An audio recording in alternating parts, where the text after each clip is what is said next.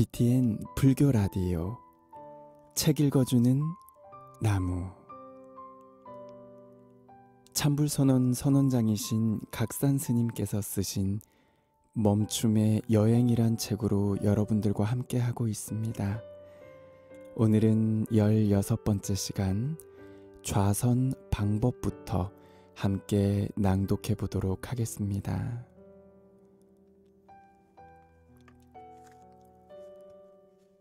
좌선 방법. 첫째, 결과부자. 넓적 다리를 완전히 X자로 맞물리게 해 앉는 것을 말합니다.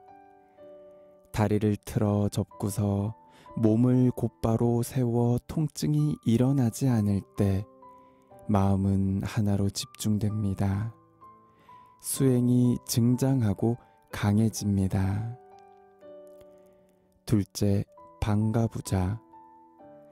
한쪽 다리만 허벅지 위에 올려놓는 것으로 이때 위쪽 다리는 되도록이면 허벅지 안쪽으로 당기면 좋습니다. 셋째, 평가부자. 다리를 서로 올려놓지 않고 눌리지 않게 마주 편하게 놓은 자세입니다. 이때 밑에 있는 다리는 발꿈치가 가급적 외음부로 가도록 당겨 놓으면 좋습니다. 초심자나 기맥이 막혀 통증이 많은 수행자에게는 통증이 덜하고 골반에 무리 없는 자세인 평좌를 권합니다. 넷째, 수인. 손의 형태인 수인은 신경 쓸 필요가 없습니다. 수행은 수인이 목적이 아니고 고요한 집중과 내면 관찰이 목적입니다. 손은 그냥 마음 가는 대로 두고 있다가 어느 정도 집중력이 생겼을 때 양손의 엄지손가락을 서로 겹치게 붙이는 선정인을 하면 됩니다. 편안히 서로 손끝을 맞대고만 있어도 무방합니다. 수인의 필요성을 대체로 두 가지로 이야기합니다.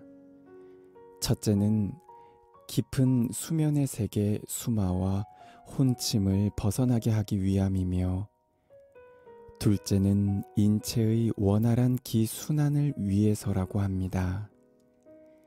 그러나 이보다 급선무는 수행에 집중이기 때문에 수인의 형식에 사로잡힐 필요는 없습니다. 수인을 하고도 공부에 지장이 없다면 그때 수인은 좋은 역할을 할 것입니다. 그런데 이렇게 수인이 좋은 역할을 할 것이다 라고 하면 사람들은 공부가 자리 잡기도 전에 먼저 수인부터 들고 맙니다. 다시 말씀드리지만 수인은 참선의 목적이 아니고 후차적인 사실이라는 것을 상기하시기 바랍니다. 다섯째, 눈과 시선. 눈은 선정을 익히는 사마타적 호흡 명상을 할 경우에는 반드시 감은 상태에서 수행해야 하고, 지혜를 개발하는 위파사나 명상이나 화두를 수행할 경우에는 감아도 되고 떠도 됩니다. 내면 관찰 수행에서 눈을 감고 뜨고의 판단은 집중이 잘 되는 방법을 선택하면 됩니다. 수행의 방법을 다룬 책을 보면 저마다 다른 방식을 주장하고 있어 혼란이 올 것입니다. 이는 한 가지 방법의 수행만 해온 결과입니다. 열반의 문으로 향한 수행의 길은 수행자의 근기와 전생의 수행 바람일에 따라 다양하기 때문에 굳이 한 가지 방법에 포커스를 맞출 필요는 없습니다. 좌선할 때 눈은 감지 말고 반쯤 뜨라는 것은 눈을 감고 좌선하면 졸음이 오는 것을 피하기 위함이라고 하는데, 이는 사람마다 다를 수 있습니다. 이는 수행자 스스로가 맞는지 안 맞는지를 판단해 방법을 취하면 됩니다. 시선 또한 눈앞에 두거나 또는 3미터 앞쪽을 가볍게 응시해야 한다고 하는데, 시선이란 화두나 마음을 잘 챙길 수 있는 곳에 두는 것이지 별도로 시선을 두는 방법이 있는 것이 아님을 알아야 합니다. 수행은 어떤 격식이 아니라 자기 마음을 깨치는 것에 목적이 있습니다. 여섯째, 방선. 방선할 때는 자리에서 곧바로 일어서지 말고 자세가 흐트러지지 않게 마음을 잘 챙기면서 옆 수행자에게 지장을 주지 않는 범위에서 몸과 다리를 천천히 흔들어주고 기혈을 좀 돌린 후 각자의 신앙에 따라 기도를 올린 후 좌복에서 천천히 일어나야 합니다. 좌복에서 일어날 때도 수행을 놓치지 않아야 하고, 일어난 후에도 계속 행선으로 이어지거나 행주자와의 빈틈없이 염염 상속되어야 합니다. 방선은 수행의 연장입니다. 입선할 때 자비관으로 자기 마음을 정화해 참나를 찾는 기초를 만들듯, 방선할 때도 각자가 믿는 신에게 기도하며 대원력심을 쌓아 나가야 합니다.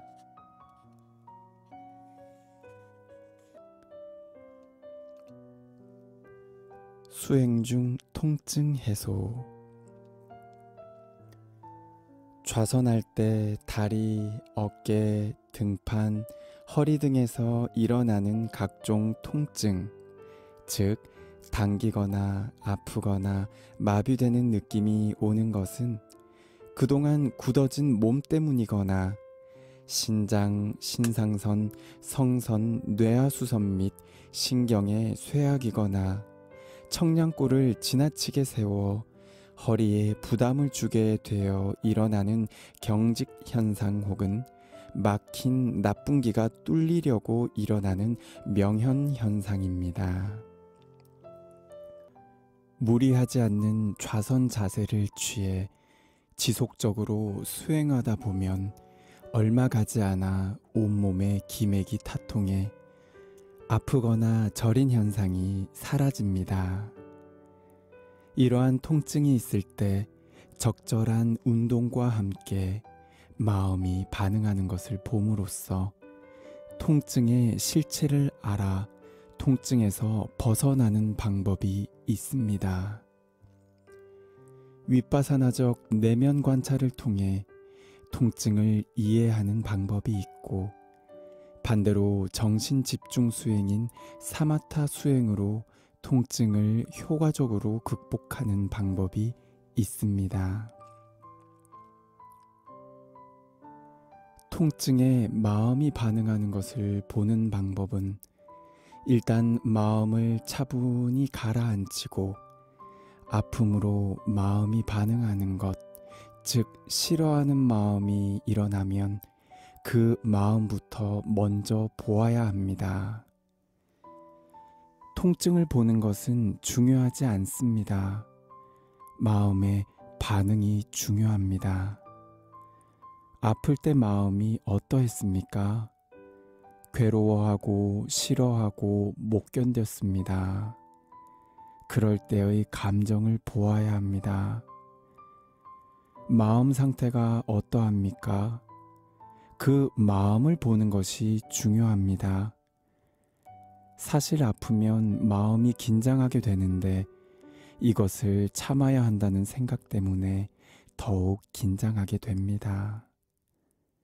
우선 긴장을 놓으십시오. 그리고 통증이 없어지려면 없어지고 말려면 말아라. 어찌되든 나는 상관없다는 마음 자세로 그냥 긴장된 느낌과 갑갑한 느낌을 놓아버리십시오. 그래도 마음이 긴장하고 있습니까? 풀어졌습니까? 그렇게 긴장을 풀고 보았는데도 도저히 아픔을 견딜 수 없을 때는 자세를 바꾸어도 됩니다. 단, 자세를 바꾸고 있다는 걸 알면서 바꿔야 합니다. 일단 마음 상태를 보고 또 보려고 노력하다 도저히 안 될 때 자세를 바꿔야 하지. 처음부터 아프다고 이리저리 바꿔서는 안 됩니다. 그러나 언제든지 내 마음에 따라 바꿀 수 있다고 마음 먹어야 합니다. 다리가 아파도 무조건 참아야 한다는 생각은 마음에 긴장을 줄 수 있습니다. 수행이라는 것은 몸과 마음의 긴장을 내려놓는 이완이 가장 중요합니다. 통증의 성질을 깨치는 통증 관찰 수행법도 있습니다. 이 수행법은 미얀마 고승 순륜선사의 지도법인데 집중력을 높이고 통증을 이겨내는 정신력을 배양한다는 점에서 매우 효과적인 방법입니다. 그 수행법을 소개합니다. 등을 똑바로 세우면서 오른손을 왼손 안에 두고 팔을 몸 가까이 붙입니다. 일단 자세를 고정한 후에는 바꾸어서는 안 됩니다. 그런 다음 45분가량 호흡하는데 코끝에 호흡을 주시한 채 호흡을 강하고 빠르게 합니다.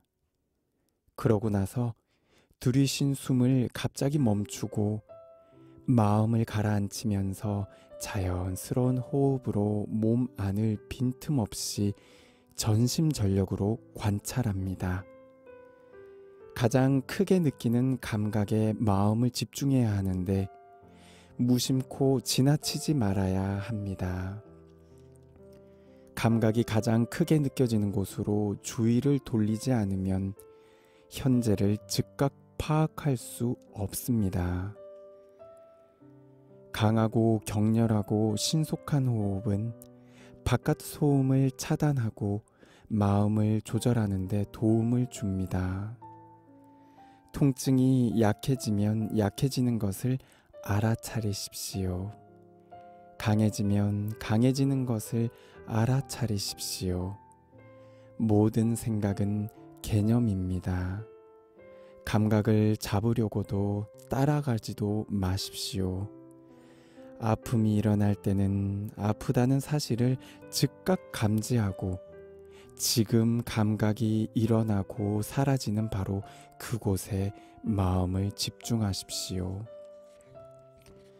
괴롭고 고통스러울 것입니다. 이러한 것을 피하기 위해 가장 뚜렷하게 느껴지는 감각에 마음을 집중해 성성한 알아차림이 유지되고 마음이 감각을 관통했을 때 더 이상 내가 고통받고 있다고 느끼지 않게 됩니다. 더 이상 불편함을 느끼지 않고 조금 전에 아프고 뜨겁게 느껴졌던 감각이 지금은 고통 없이 강한 감각으로만 느껴지며 불쾌한 감각도 무상의 법칙을 따름으로 곧 소멸하게 됩니다. 보이는 것에는 보이는 것만, 들리는 것에는 들리는 것만, 감각되어지는 것에는 감각되어지는 것만, 생각되어지는 것에는 생각되어지는 것만 있어야 합니다.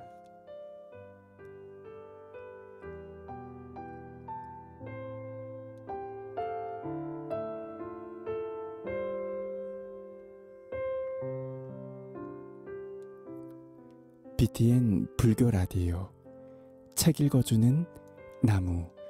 오늘은 여기까지 하도록 하겠습니다. 저는 명상 강의를 하고 있는 힐링 스토리의 나무였습니다. 여러분 청취해 주셔서 진심으로 감사드립니다. 행복하십시오.